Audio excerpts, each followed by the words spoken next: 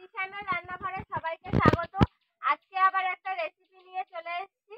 যেহেতু শীত এখন চলে যাচ্ছে, সেই জন্য একটা অন্যরকম রেসিপি আপনাদেরকে করে দেখাবো। একটা স্বাস্থ্যকর রেসিপি।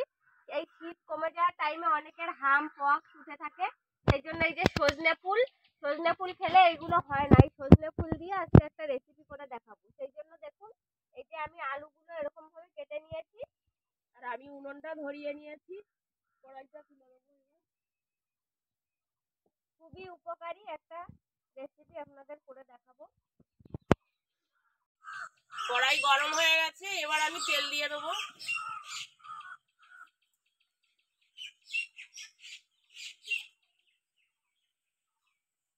তেলে হচ্ছে শুকনো লঙ্কা ফোড়ন দিচ্ছি।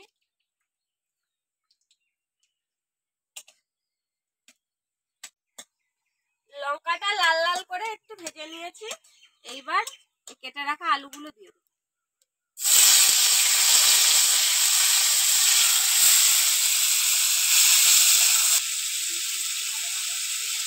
লবণ,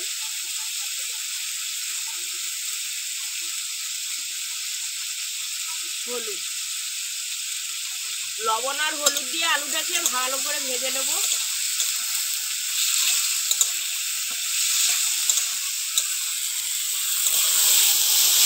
এইভাবে নাড়াচাড়া দিয়ে দিয়ে ভেজে নেব। দেখুন আলুগুলো হাফ ভাজা হয়ে গেছে, সেদ্ধ হয়ে গেছে আলুগুলো। এবার সজনে ফুলগুলো দিয়ে দেবো এর মধ্যে। এত দারুণ দেখতে লাগছে ফুলগুলো।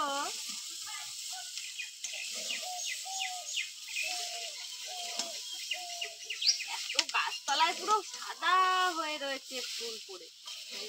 এখন তো সজনে গাছের ফুল তো পড়বে। প্রতিদিন সজনা ফুল তুলে তুলে খেতে হবে। সজনে ফুল দেখুন সজনে ফুলগুলো দিয়েছি, কমেই গেছে, আলুর সঙ্গে মিশেই গেছে, বোঝা যাচ্ছে না তত একটা ভালো। এবার একটু চিনি দিয়ে দেবো। সজনে ফুলটা একটু কষকষ লাগে, তার জন্য একটু চিনি দেবো।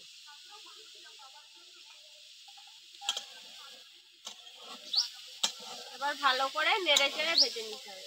বন্ধুরা, আপনারা অনেকেই আছেন আমাদের ভিডিও দেখেন কিন্তু এখনো চ্যানেলটিকে সাবস্ক্রাইব করেননি।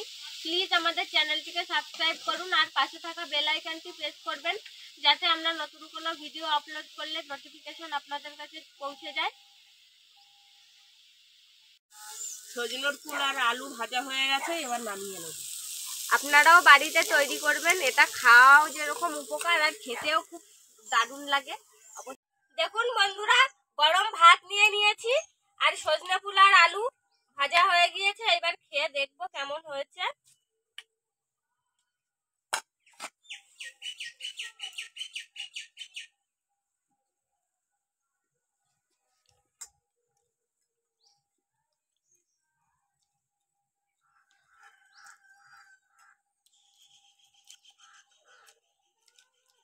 দারুণ স্বাদ হয়েছে। আপনারাও এইভাবে বাড়িতে তৈরি করবেন।